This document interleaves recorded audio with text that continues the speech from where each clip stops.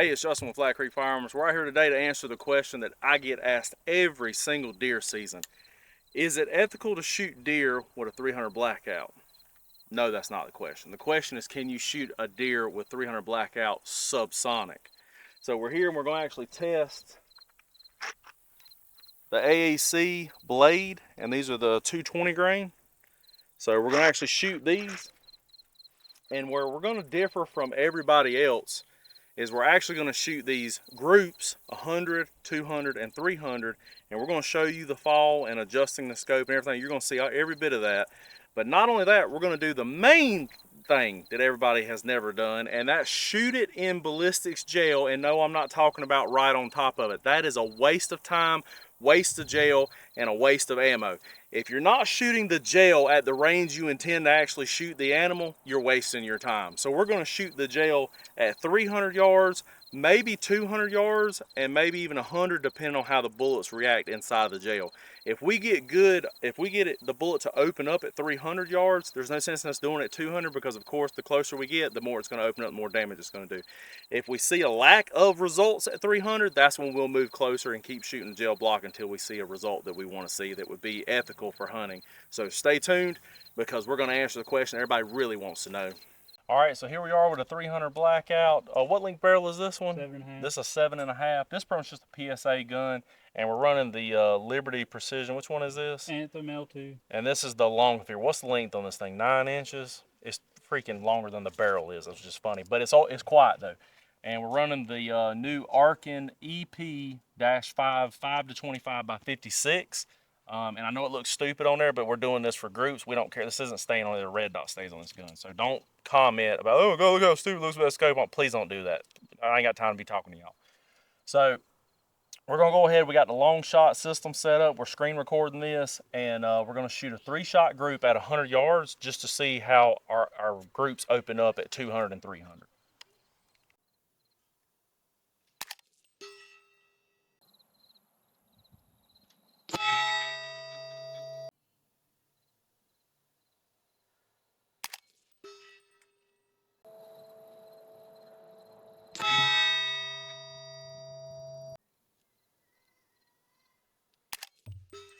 And that's a pretty good group.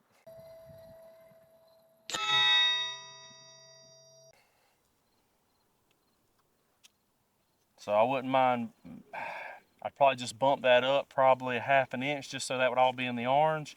And as far as left and right, I could probably go a 1/4 to the right, but I'm actually just going to leave it. So, all right, so now we're here at 200 yards, got everything set back up, got the long shot set up. I don't know if y'all can see that in the camera, but that'll be in there.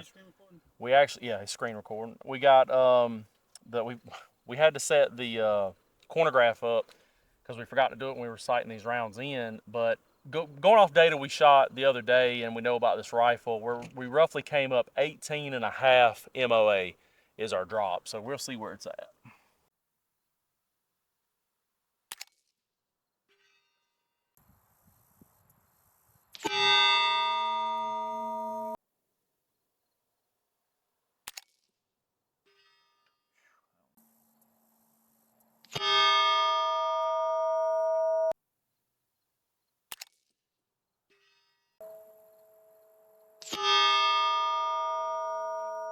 I'm gonna send one more because them two were on top of each other. The first one was 8 inches high. These two are stacked right on top of each other.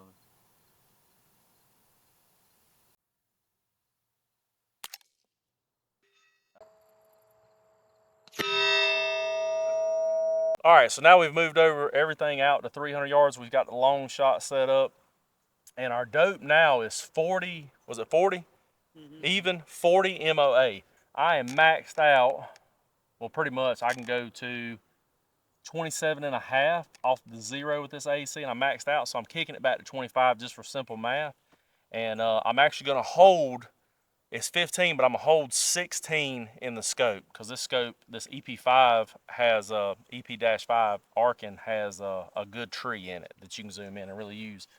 So I'm gonna hold 16 in the scope, and I'm 25 MOA up right now. That's how much these things are falling. Like a rock.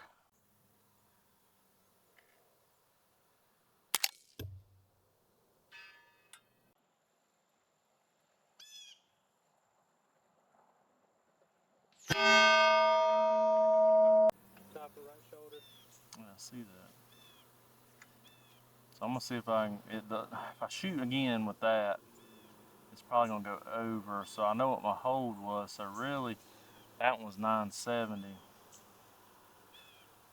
So I'm gonna do this, I'm just gonna go eight mils in the scope. So I'll be 25 and 8 is what I'm gonna hold.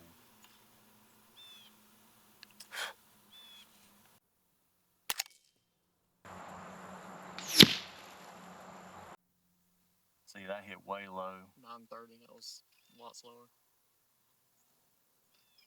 So I'm gonna break it in half. I'll go 8 plus 1, 2, 8, 9, 10. I'm gonna go 10 mils.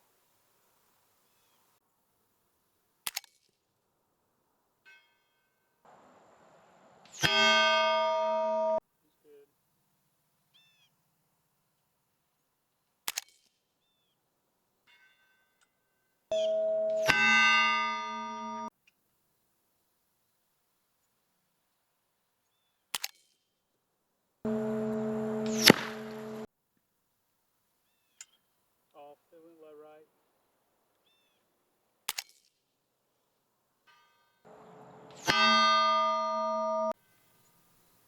Yep, so there's a little group printed down there. But they're all over the place though. And some, Velocities were all over the and the place. velocities are what's causing that. So I don't know if y'all can see the velocities, but we just ran from the minimum out of those 7 shots.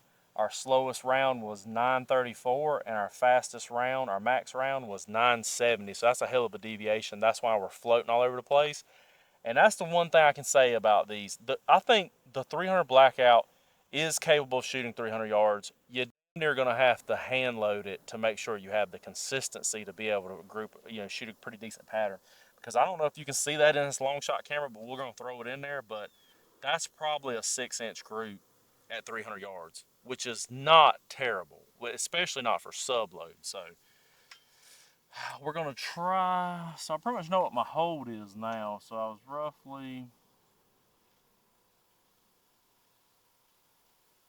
So I'm roughly 12. I'm 12 MOA. I'm sitting on 25 and I'm 12 MOA in the scope, going off of that pattern. So let me try this. I'm just gonna shoot one more, see if we kind of get more centered. If I hold 12 minutes. You ready? Yeah.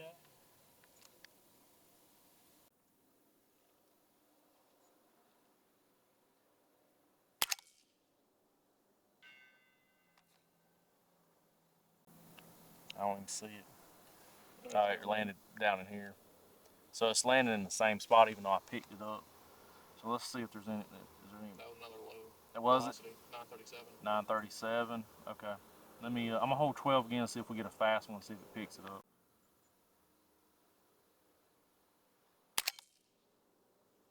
There you go. 953. 953, and we were dead center, just off to the. When I say dead center, I mean we're dead center as far as elevation, but we're just a little bit to the right, which that's what it's shooting. So that what you see right now, what's going on, and this is what people need to understand. This is why your velocities matter so much. This is the reason we don't shoot Remington core locks anymore, because they suck and they deviate like 60 feet per second from round to round. So that kind of shows you the limitations of the gun. If your ammo can do it, the gun will do it. It'll absolutely do it. So now we're going to shoot it in some ballistics gel. I don't. We might try it at 300, but I can about go ahead and tell you that round's not going to do anything. But we're curious to see what it's going to do. So hang with us.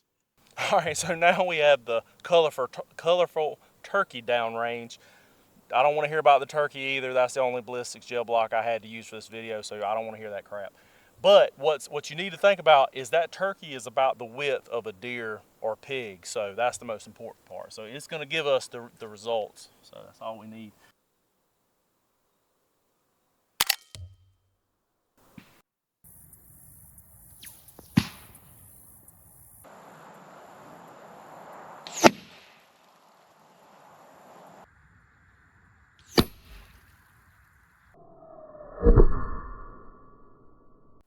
It definitely hit it.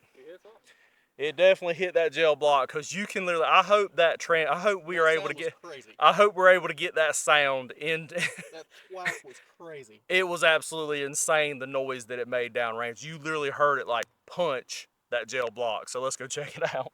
All right, so we're standing down here at the 300 yard mark, and I gotta say, we found the actual round. So it did not open up one bit. It literally just pushed the tip back into the cavity, and I'll show you what it went through.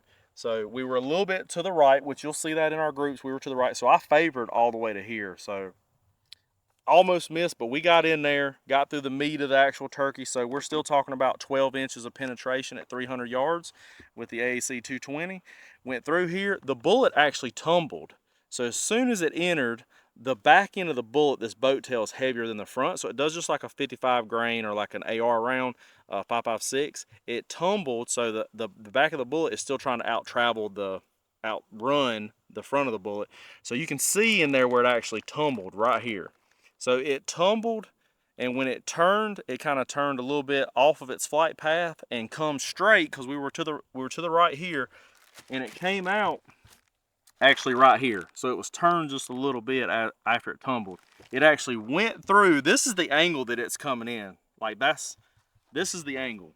So here, out the back, this is how low it is. That's the angle right there. That's what you're looking at. It came out, hit the board here, went through, then it went here, through our tripod legs, actually hit the dirt right here, skimmed, and we found it laying right there. So at 300, without the proper bullet, she's not going to open up. So the AECs, they don't open up at this low velocity. So stick with us. All right, so we're still down here at the 300 yard with the old turkey. And we just want to talk about these groups real quick and why people say you really can't shoot a 300 blackout over 200 yards. This is why. Subs too. Like one day we might do a video on supers if y'all really need to see that for hunting. But at that point, you might as well run a 7.62x39, 308. I mean, it's like the same thing.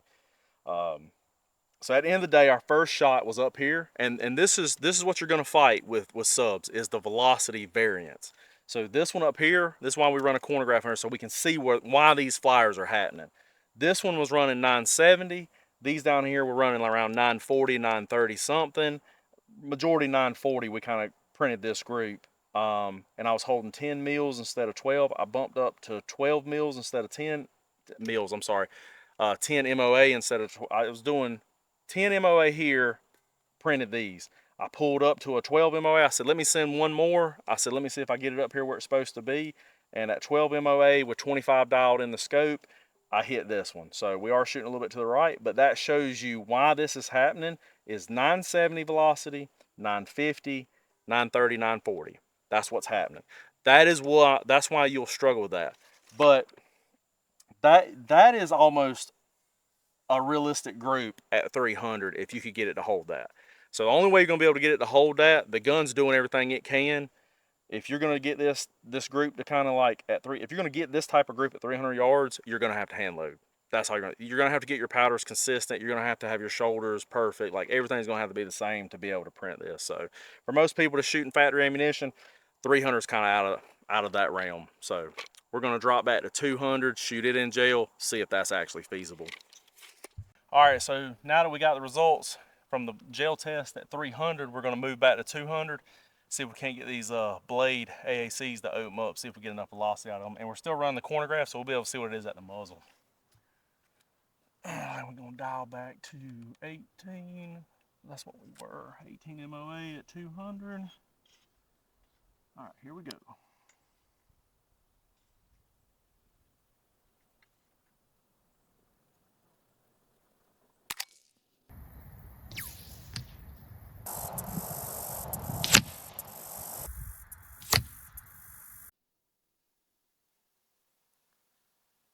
Don't think that one hit him. 975, that was a bit fast.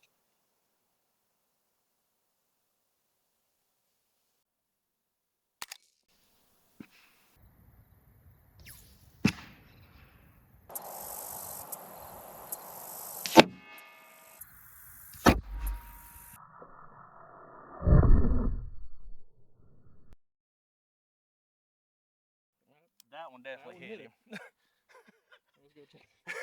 And it was slow too. It was 923 on that one, so that's the lowest so far. All right, so we set the gel up at the gel turkey. We set him up at 200 yards to see if we could get the AC to open up, and we actually did. And we're gonna show you in the slow-mo. But if you look it entered right here, and I purposely was shooting low because if I hit up here, like there's a space in between his head. So I was aiming about here, but we actually, on the corner graph, you'll see it, we ran 29 feet per second. So that's why instead of being here, I was here. But the bullet entered here, ran across. It actually did open up a temporary wound cavity a little bit. We sent a little bit of air through there. A lot more force on the target, but still tumbled back here at the back. And then when it came out, it took a hard right when it came out. So that's one thing to keep in mind when you're shooting animals with this. These subs, they're so heavy, like they just want to keep tumbling and keep moving out the back, and their trajectory coming out is not always the same as how they go in. So that's it at 200 yards. Do I say that that's still, I would like to see more performance out of it. So we might have to revisit this test again and try some other rounds that will open up at lower velocities. But we had really good groups out of this, so we wanted to try this, and this is, you know, pretty cheap ammo for the performance that you get out of it. So we're going to take it now. After seeing this, we're going to take it back to 100 and see if we can finally get these things to open up. All right, so we just finished up the gel test, and we just wanted to go over the groups. This is at 200 yards. Again, the reason it's more exaggerated at 300 is just because we're further away, but it's doing the same thing at 200. When you have those low velocities or high velocities, same thing's happening. One's up here, the rest of them are grouping down here. That's just what you got to think about when you're shooting 300 blackout past 100 yards. That's why everybody says 100 yards and in. This group's not bad though, but they wasn't all together. That is pretty much from furthest middle to middle, 2 3/4. And we've shot 300 blackout before, and roughly it was like 3.5 inches the other day, and we were using just regular full metal jackets instead of like black tips.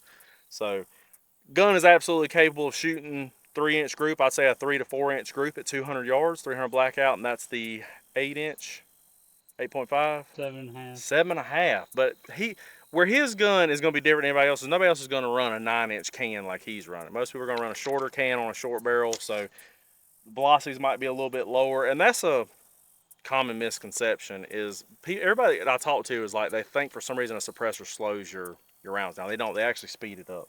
So this is kind of consistent that we've seen yesterday and today. So that's your kind of groups you're going to see at 200 yards. But at 100, she actually printed a pretty good group. So now we're going to move back with the gel and see if we can kill something at 100 with a 300 blackout. All right, so now we finally moved back to 100 yards. This has literally taken us all day, so I hope y'all enjoy this. It's because I love you, that's why. So we're at 100 yards, set the turkey up. I'm gonna take this shot.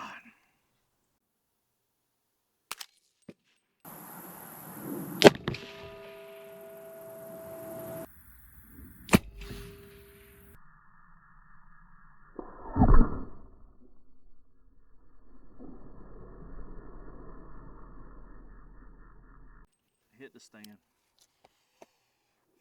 Hit the bog. I saw it go for a wing. Yep. Oh no. So that's just part of it. We'll just buy another one.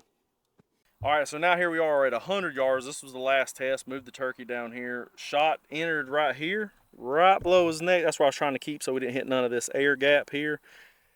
Went across, and we did get some crazy, tell me if you can see it, crazy tumbling, but it didn't open up. Still, these rounds are still not opening up. So at the end of the day, 100 yards, I mean, it did actually shake it a little bit, but I mean, it ain't like if we shot it with a Barnes or something like an actual hunting round. So I'm not a huge fan of 300 blackout. It is what it is.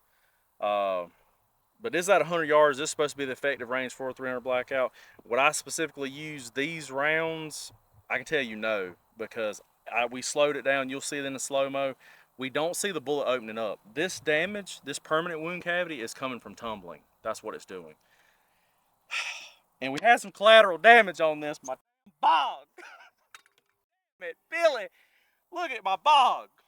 Shot the leg. You have no idea where them rounds are coming out of that jail at, because they're tumbling and going all over the place. 300 blackout, that's why I don't like that. God dang shit. So at the end of the day, we did have some collateral damage on this video. We've had this bog for about 2 years now. Oh, bog. Oh well. See, it does cost us money to make these videos. All right, so this was our group size at 100, and this is what I'd expect to see. But I about guarantee you, if I shot this long enough, like if I took 2 boxes and shot this, I would see some flyers out here for that. Like I said, that deviation in velocity. There's nothing really you can do about that. Those subs just deviate a good bit. But at 100 yards with those 220 AAC from center to center, 1 3/4 inch group at 100 yards. But for me, the 300 blackout just doesn't have the lethality that I think it should have at 100 yards. Now, that's with those rounds. Now, that's not saying that we won't come back and revisit this and shoot maybe some rounds that are designed to really open up at low velocities, but that's what you're going to have if you're going to hunt with a 300 blackout, and especially at range. So coming up next, we might actually get into the, my buddies don't really want me to do it, but I kind of want to see what a 338 arc does, so that might be the next test. See y'all. So you can see it's pretty much dark, so we've been at this all day. And what was our conclusion after our 300 blackout gel test at 300 yards? You do not want to use the PSA 220 grain Sabre black tip because they do not open up, they just tumble. So we might as well get rid of these.